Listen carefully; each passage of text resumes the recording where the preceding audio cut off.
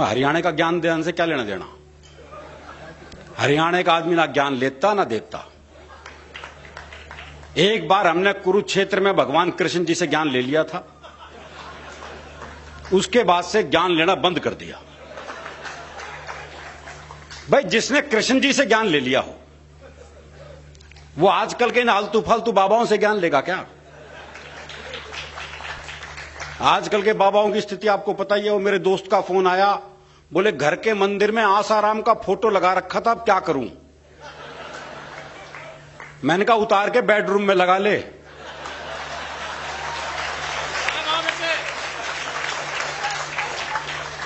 बोले वहां तो पहले से नारायण दत्त तिवारी की लगी हुई है।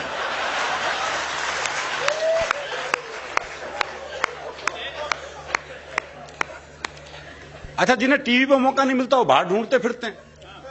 वो हरियाणा में एक बाबा जी सुबह से परेशान, कोई मिला ही नहीं जिसे ज्ञान दे सके। सुबह से शाम हो गई तो शाम को देखा एक छोरा हाथ में दिया जलाए आ रहा है। बाबा ने सोचा मिल गया मौका। बोले बेटे तुम्हें पता है ये ज्योति कहां से आती है। बाबा ने सोचा ये जवाब देगा और मैं प्रवचन। लेकिन छोरा हरियाणा का था जी, उसने मारी दिए के फूंक। बोले बाबा ये बताइए ज्योति गई कहां।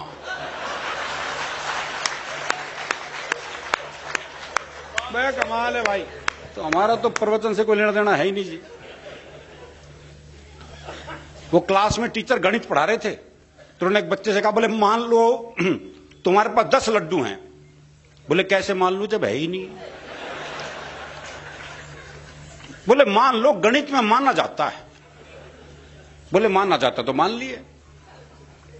2 लड्डू मैंने ले लिए तो कितने बचे। बच्चा बोला जी 20। बोले ये कौन सा गणित है।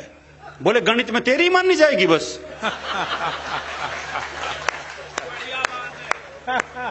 हमारी भी मान ले भाई। हरियाणा में तो प्रेम ब्याह के बाद होता है ना जी। भाई ब्याह से पहले प्यार कर ले तो हम तो पेड़ पे ही लटके मिलते हैं। हमारे यहां प्रेम सबसे मुश्किल काम है। वो एक लड़के ने एक लड़की से कहा, बोले मैं तेरे से ब्याह करना चाहता हूं। तो लड़की बोली पुराना तरीका है, किसी नए ढंग से प्रपोज कर। तो लड़का बोला ऐसा है, तू मेरे छोरे से अपनी चिता में आग लगवाना पसंद करेगी।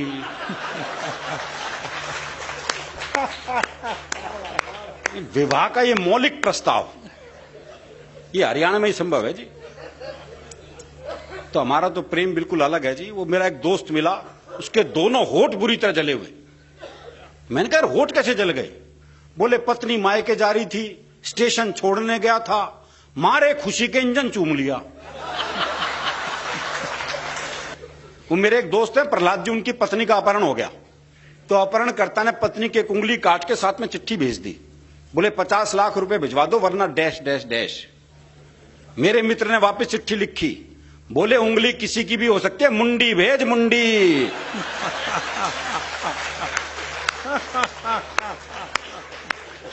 ऐसे उंगलियों के बहकावे में भी नहीं आते जी। तो हमारा प्रेम बिल्कुल अलग है। वो एक ने अपने दोस्त को फोन किया, बोले शिमला जा रहा हूं, पत्नी को साथ लेके जा रहा हूं, सोच रहा हूं जाते हुए से किसी खाई में धक्का दे दूं। तो दोस्त बोला यार मेरी वाली भी ले जा। बोले ले तो जाऊंगा, अगर बुरा नहीं माने तो उसे वापसी में धक्का दे दूं।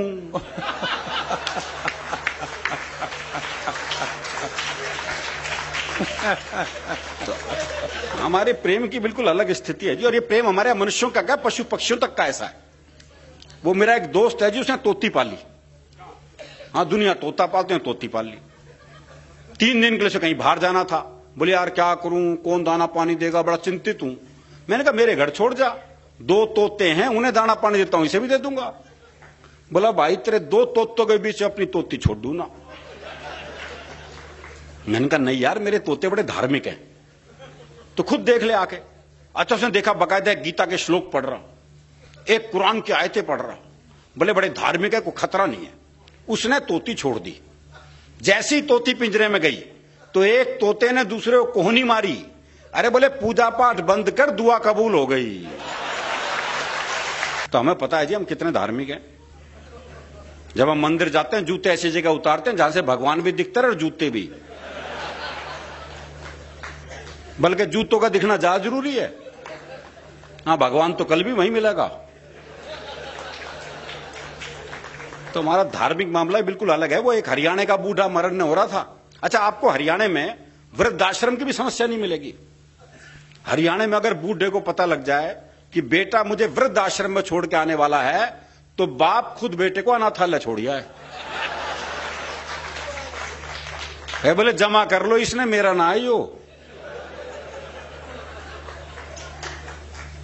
तो हमारी संस्कृति थोड़ी अलग है। वो एक हरियाणा का बूढ़ा मरण हो रहा था, तो एक ने पूछ लिया, बोले मरण ना हो रहा, अब तो राम का नाम ले ले। अरे बोले के नाम ले लूं? 15 मिनट बाद आमना सामना ही ना बोलेगा। तो हमारी धार्मिक स्थिति भी अलग है जी। दरअसल क्या है, हरियाणा अलग तरह का प्रदेश है, बहुत मस्त प्रदेश है, क्योंकि हरियाणा का आदमी फुर्सत में रहता है, इसलिए हास्य रस में रहता है। हास्य के लिए थोड़ी फुर्सत चाहिए। वो एक ने रिक्शे वाले को आदमी बोले खाली है? बोले हाँ। बोले आप फिर ताश खेलते हैं।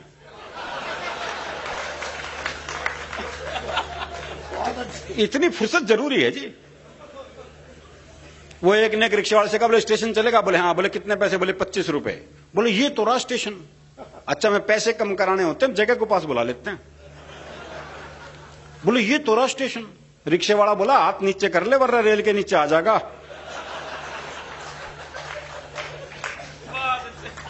तो ये अलग मस्ती है जी, और ये मस्ती जीवन में रहनी चाहिए। दरअसल क्या, हरियाणा का आदमी साफ रहता है बिल्कुल, जो मन में है वही जबान पे है। वो प्रदीप जी, एक का मुकदमा चल रहा था, तो एक ताई गवाही के लिए आई। अच्छा, दोनों वकील उसी के गांव के। तो एक ने पूछ लिया, बोले ताई मुझे जाना है? अरे खूब जानू हूं, गुलाब सिंह का छोरा है तू, 1 नंबर का झूठा, तेरी लुगाई तक तुझे छोड़ के चली गई थी। बेचारा वो सख्ते में आ गया। उसने दूसरे वकील की तरफ इशारा कर दिया, बोले इसे जाना ताई? खूब जानू हूं, करनैल काणे का छोरा है यो, 1 नंबर का याश, तेरी लुगाई से भी इसका चक्कर था। अब साहब जज ने कोर्ट स्थगित करी, अपने चैम्बर में गया, दोनों वकील बुलाए, बोले खबरदार ताई से मेरे बारे में कुछ पूछ लिया तो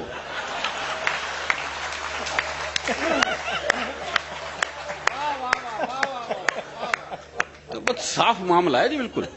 बहुत अच्छे। कहते हैं ना, डर के आगे जीत है। हरियाणा में तो डर के आगे भी हास्य रस है। वो एक चौधरी सुनसान जंगल से जा रहा था, सामने से 25-30 साल की एक महिला, सफेद साड़ी पहने, बाल बिखराए, हाथ में दीप जलाए, कहीं दीप जले कहीं दिल टाइप गाना गाती आ रही थी। पास आके बोली मैं चुड़ैल हूं। तो चौधरी बोला फिर चिपटती क्यों ना?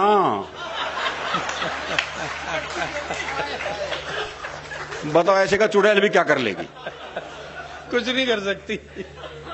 दरअसल क्या, ये मस्ती जीवन में रहनी चाहिए। कहते हैं जी हरियाणा का आदमी उल्टे जवाब देता है। जवाब उल्टे नहीं देता, लोग सवाल उल्टे करते हैं।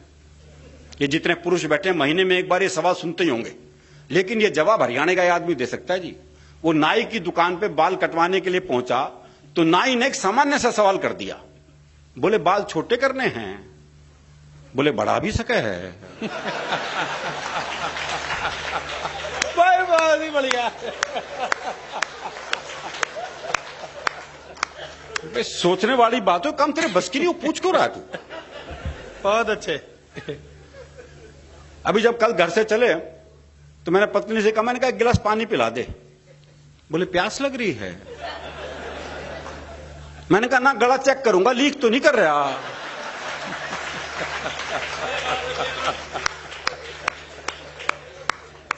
तो ये सब सवाल उल्टे हैं। बहुत अच्छे भाई।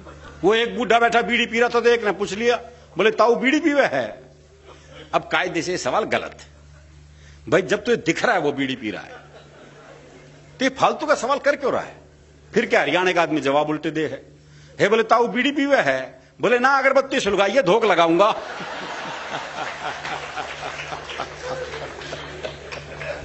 वो एक चौधरी कुत्ते को घुमा रहा था, तो एक ने पूछा, बोले चौधरी कुत्ते ने घुमावा है? बोले ना, ऊंट है, कद छोटा रह गया इसका।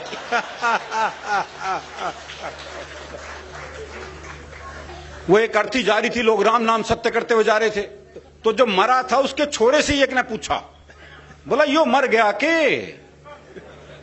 अजीब सवाल है जी। पर आपने देखा कि लोग ये सवाल पूछते हैं। वो एक का ने प्लास्टर बंधा हुआ था, तो एक ने पूछ लिया, बोले हाथ में चोट लग गई के? बोले ना, फैशन है। वो एक की भैंस कट गई रेल से, तो उसे रेलवे पे मुकदमा कर दिया। तो इंजन ड्राइवर को बुलाया गया, तो पहला ही सवाल जज ने जो इंजन ड्राइवर से किया वही कमाल था। बोले जब ये भैंस कटी तो ये रेल पटरियों पर थी? बोले ना जी, खेत में चल रही थी भैंस। तो वो तो इंजन की नीयत खराब होगी उस पर।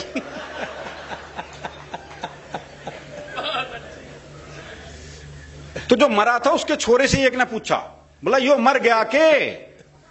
बोले ना, बाजार घुमाने ले जा रहे हैं इसने। बोले बाजार घुमाने ले जा रहे हैं इसने, शाम को घर छोड़ देंगे। और तू कहे तो तेरे घर छोड़ दें। आप किसी से बात करके देख लो, जवाब उल्टे मिलेंगे। वो मैंने एक से कहा, मैंने कहा रोहतक जाना है। अरे बोले जा, मैंने क्यों रोक रखा है? अरे मैंने कहा ये सड़क रोहतक जाएगी क्या? बोले जी 30 साल हो गए, मैंने तो कहीं जाती दिखी ना। तो वो जवाब नहीं देगा। उसी के सौंदर्य पे एक शुद्ध हास्य की कविता आपको सुनाता हूं जी। बहुत आनंद की कविता है, कोई दिमाग लगाने की जरूरत नहीं। पुलिस को रंगरूटों का दस्ता चाहिए था नया। हरियाणा का राधे श्याम भी इंटरव्यू देने गया। इंटरव्यू में पूछा गया सिर्फ एक सवाल, और राधे ने बना दिया सवाल का बवाल।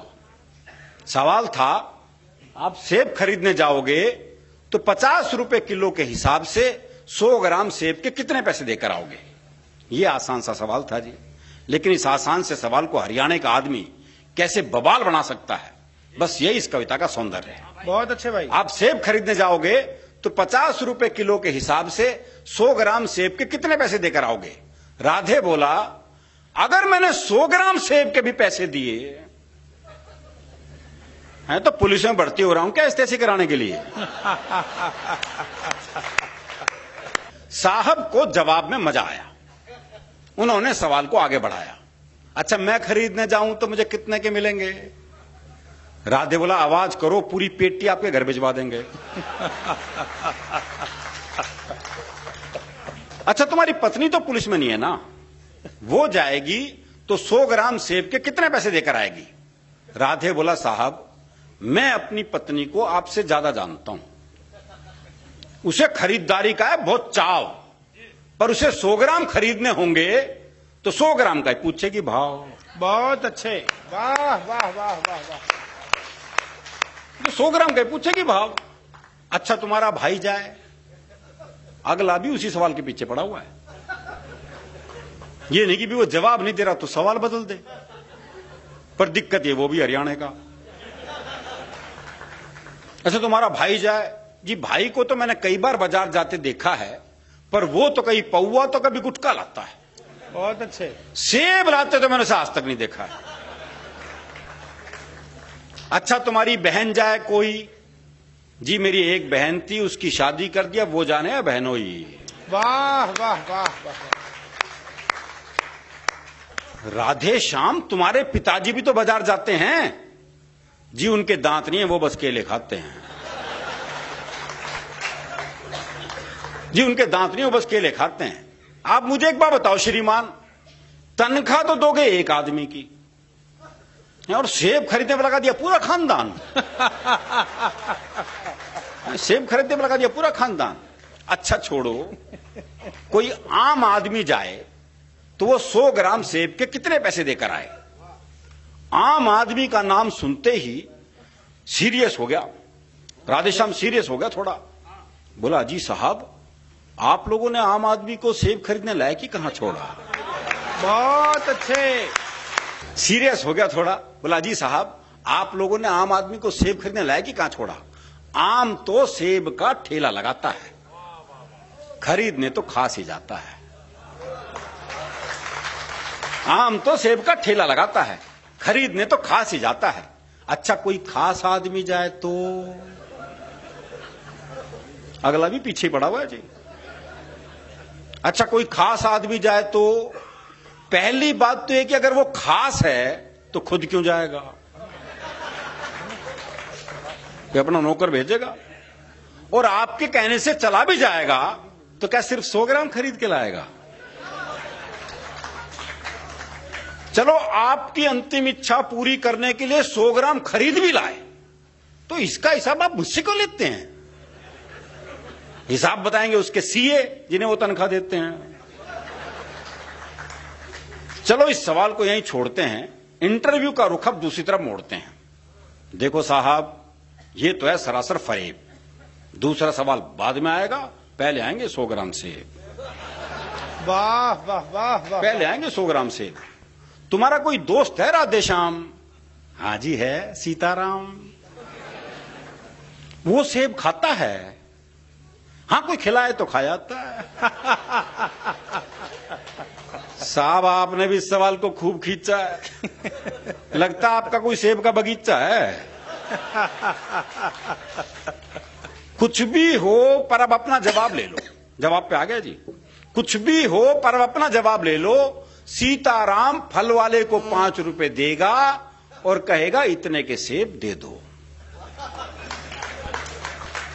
पर इतने के कितने? अब ये सेब वाले की मर्जी, वो दे दे जितने। राधे श्याम, तुमने तो जरा सी बात का बना दिया बवाल। राधे बोला, साहब मुझे तो शुरू से पसंद नहीं है सवाल। मुझे तो शुरू से ही पसंद नहीं है सवाल। मेरे विचार में आज संसार में जितनी भी गड़बड़ है, असल में सेब ही उसकी जड़ है। अगर उस दिन आदम और हव्वा वो एक सेब नहीं खाते तो ना मैं आता ना आप यहां आते। बहुत अच्छे, वाह वाह वाह वाह वाह भाई, बहुत ही अच्छे, बहुत अच्छे। तो ना मैं आता ना आप यहां आते। ना 100 ग्राम होता, ना 500 ग्राम, ना आप साहब होते, ना मैं राधेश्याम। देखो, दुनिया में 5 ही सेब प्रसिद्ध हुए हैं बस। एक जो एडम और ईव ने खाया, जिसका परिणाम हम देख ही रहे हैं। एक वो जो न्यूटन के ऊपर गिरा। बच्चे सोचते उधर नारियल के पेड़ के नीचे क्यों नहीं बैठा था। तीसरा एप्पल, वो स्टीव जॉब्स वाला एप्पल लोकप्रिय हुआ। चौथा सेब अभी अभी आसाराम और नारायण साईं ने लोकप्रिय किया है। और 5वां सेब है मेरा। बहुत अच्छे। कहते जी एक सेब खाओ तो आदमी डॉक्टर से दूर रहता है, आदमी में ऊर्जा रहती है, आदमी में ऊर्जा रहती है तो आदमी पैसा कमाता है, पैसा कमाता है तो शादी होती है, शादी होती है तो बच्चे होते हैं, बच्चे होते तो टेंशन होती है, टेंशन होती है तो बीमारी होती है। लो और खा लो सेब। इंटरव्यू का ये हुआ परिणाम कि आजकल राधे श्याम सब्जी मंडी में डंडा फटकारते हैं, खुद तो भरपेट खाते हैं और साहब के लिए 100 ग्राम भिजवाते हैं और साहब के लिए 100 ग्राम।